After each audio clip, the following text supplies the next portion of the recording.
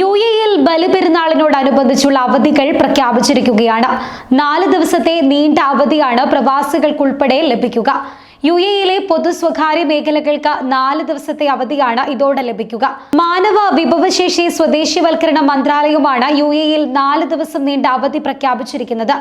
June 15 ശനിയാഴ്ച മുതൽ June 18 ചൊവ്വാഴ്ച വരെയാണ് പൊതു അവധി പ്രഖ്യാപിച്ചിരിക്കുന്നത്. ജൂൺ 19 ബുധനാഴ്ച മുതലാണ് അവധിക്ക് ശേഷം പ്രവൃത്തി ദിവസം പുനരാരംഭിക്കുന്നത്. പൊതുമേഖലയ്ക്കും സ്വകാര്യ മേഖലയ്ക്കും ഒരേ അവധി ദിവസങ്ങളാണ് ഇതോടെ ലഭിക്കുന്നത്. Federal authority of human resource ആണ് പൊതുമേഖലാ ജീവനക്കാരുടെ അവധി ദിവസങ്ങൾ അറിയിച്ചിരിക്കുന്നത്. ഒമാനിലും അവധി പ്രഖ്യാപിച്ചിട്ടുണ്ട്. സർക്കാർ സ്വകാര്യ മേഖലയിൽ ജൂൺ 16 മുതൽ 20 വരെയാണ് പൊതു അവധി ലഭിക്കുന്നത് എന്ന് തൊഴിൽ മന്ത്രാലയം അറിയിച്ചു.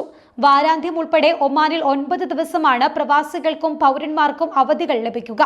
അതേസമയം ബലിപെരുന്നാൾ പ്രമാണിച്ച് സൗദി അറേബ്യയിലെ സ്വകാര്യ മേഖലാ സ്ഥാപനങ്ങൾക്കും 4 ദിവസത്തെ അവധി പ്രഖ്യാപിച്ചിട്ടുണ്ട്. ജൂൺ 15 മുതൽ തുടർച്ചയായ 4 ദിവസം ബലിപെരുന്നാൾ അവധിയായിരിക്കുമെന്ന് മാനവ വിഭവ സാമൂഹിക വികസന മന്ത്രാലയം വ്യക്തമാക്കിയിട്ടുണ്ട്. തൊഴിൽ വ്യവസ്ഥയിലെ എക്സിക്യൂട്ടീവ് ആർട്ടിക്കിൾ 24 പ്രകാരമാണ് അവധി പ്രഖ്യാപനമെന്നും ഇത് പാലിക്കാൻ എല്ലാ സ്വകാര്യ സ്ഥാപനങ്ങളും ബാധ്യസ്ഥരാകണമെന്നും മന്ത്രാലയം വ്യക്തമാക്കിയിരുന്നു. ബലിപെരുന്നാൾ പ്രമാണിച്ച് ദുബായിലെ സർക്കാർ ജീവനക്കാർക്ക് ശമ്പളം നേരത്തെ നൽകാൻ തീരുമാനിച്ചിട്ടുണ്ട്. ദുബായ് കിരീടാവകാശിയും എക്സിക്യൂട്ടീവ് കൗൺസിൽ ചെയർമാനുമായ Sheikh Hamdan bin Mohammed bin Rashid Al മക്തൂമാണ് ഇത് സംബന്ധിച്ച നിർദ്ദേശം നൽകിയത്. എല്ലാ സർക്കാർ ജീവനക്കാർക്കും ജൂണിലെ ശമ്പളം ഈ മാസം 13 നൽകാനാണ് നിർദ്ദേശിച്ചിട്ടുള്ളത്. റമദാനിലും സർക്കാർ ജീവനക്കാർക്ക് നേരത്തെ ശമ്പളം പ്രഖ്യാപിച്ചിരുന്നു. അതേസമയം സൗദി അറേബ്യയിലെ സ്കൂളുകളിൽ നാളെ മുതൽ വേനൽ അവധിയും ആരംഭിക്കുകയാണ്. വിദ്യാഭ്യാസ മന്ത്രാലയമാണ് ഇത് സംബന്ധിച്ച വിവരം പുറത്തുവിട്ടത്. 3ാം സെമസ്റ്റർ പരീക്ഷാ ഫലങ്ങൾ വേനൽ അവധി തീരുന്നതിന് മുൻപ് തന്നെ പ്രസിദ്ധീകരിക്കും.